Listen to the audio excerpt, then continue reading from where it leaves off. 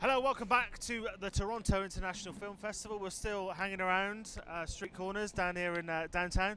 We're going to talk about a film called A United Kingdom now. I'm Paul Heath from the Hollywood News. I'm Stefan Pape from HeyUGuys. So A United Kingdom opened here this weekend. It had its world premiere at the festival. It also opens... Is it open? Yes, it does open the London Film Festival in October. First of all, what's it about and what did you think? So it's based on an incredible true story set in the 1950s. 40s. I paid attention, obviously. Post-war England. Post-war England, I got that far. And it's a story basically about love and in the face of adversity. So David Oyelowo is a king. Well, he's the kind of descendant of a king in Botswana, and he falls in love with Rosamund Pike in London. Rosamund Pike's character, not Rosamund Pike. That's no. And because he has to return back home and to lead his country, it's a struggle for him to take a white woman back and be the queen of a country. And at the same time, she's been getting a lot of... her father sort of disowns her, and a lot of people have a lot of negative things to say because she's dating a black man. So it's about two people, but an interesting story about both sides, which I find is quite interesting, because often, it's by Amma Asante, who made Belle, who's a terrific director, but we've seen stories. I mean, I think Loving is one that's also playing at the festival by Jeff Nichols, of seeing it only from one side, which is the side of the white perspective of saying, well, they shouldn't be with a black person, obviously going back in history. But this is interesting to see it from the other side, and to see how the black culture responds to a white woman. Yeah, that's really unique, actually. I don't think we've seen that before. Certainly not both sides together in a film. And it's fairly even, actually, isn't it? You've got so the Rosamund Pike's father is played by Nicholas Lyndhurst, who is obviously Rodney in Only Fools and Horses, and he is like the racist dad that has an issue with his daughter marrying a black man, and obviously you have the political issues that come with the other side of the thing, as well as the personal issues. But from the other side, it is more political, I think, rather than sort of the race.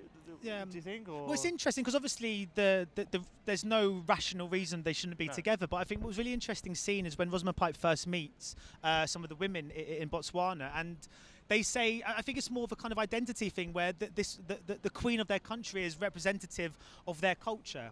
And I think obviously at the time, considering the apartheid was going on in South Africa, having a white woman be a kind of a symbol for their whole kind of culture and their identity, you do understand that kind of why they were feeling quite arm's length with the idea, why they were quite unsure about it. I think from that side of things, there was more you can kind of understand. Obviously, from the other side, the British side, we get painted out to be harsh in this movie. Absolutely, in every way, and Churchill as well. But deservedly so. It shines quite a harsh light, I think, on Britain in that period, particularly just after the war, when we went to war to fight for equality, effectively, and for peace. And to know this was going on just after the war is quite disturbing. But it's in a way that it feels like a film and a story that really does need to be told. Absolutely, and also going to the technical side of the film as well, it looks absolutely stunning. As Belle did, to be fair. Belle was an absolutely visually stunning film. The production design is amazing. The cinematography. It's the whole atmosphere. I think just the music, the way it looks, the costumes, the cars. I think Amma Asante, obviously, it's her second kind of period piece in a row, and she's really there's something really indelible about the way she makes these movies, and I think I love both her last two films. I'd love to see what she can do in the present day. How we could get her quite distinctive visual kind of eye on a kind of modern world. I'd be interested to see that. Definitely. I mean, I think we came out of the screening together, and we both thought that. I mean, it's one of those films I actually think it would be better if it was slightly longer. It's only about 105 minutes, so it's quite a lot to be told in that time. And I think you brought up the point, and I agree with you almost immediately, that the first part of the film where the two are shown falling in love happens so quickly, and almost doesn't seem real enough or long enough for that relationship to initially bond and develop. Well, the whole film is about this incredibly close relationship between two people that will fight, tooth and nail to stay together in the face of the most bitterest adversity. And they're coming together in the opening at the first kind of quarter of an hour is very quick. They kind of meet at a club, they go on a couple of dates, and next thing you know, they're married, and suddenly that's it. And I felt that we could have prolonged that period just a little bit longer, maybe just seeing them just kind of fall in love just slightly longer. But then at the same time, there's so much to get through. It's such a politically charged film with so many layers that it is hard to balance all of those themes. But I Yeah. do think maybe their initial meeting just could have been played out just for a stretch longer. An extra 15 minutes would have brought it about 2 hours long. Bang on, absolutely perfect. But no, it does rush things. Yeah. But then again, there is some really, really fantastic performances. David Oyelowo is fantastic. There's this one scene, Oyelowo.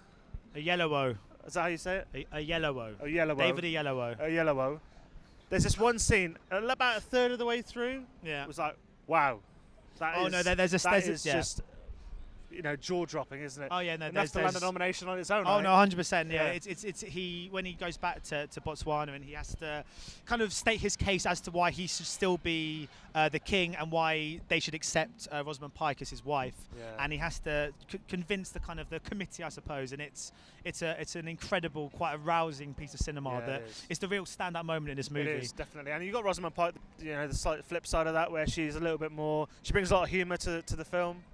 And a little bit more humble performance, but still equally as good, which is what's needed, really. So I really liked it. I thought it was a solid film, a great film to open the London Film Festival, very relevant, obviously, to Britain and that time.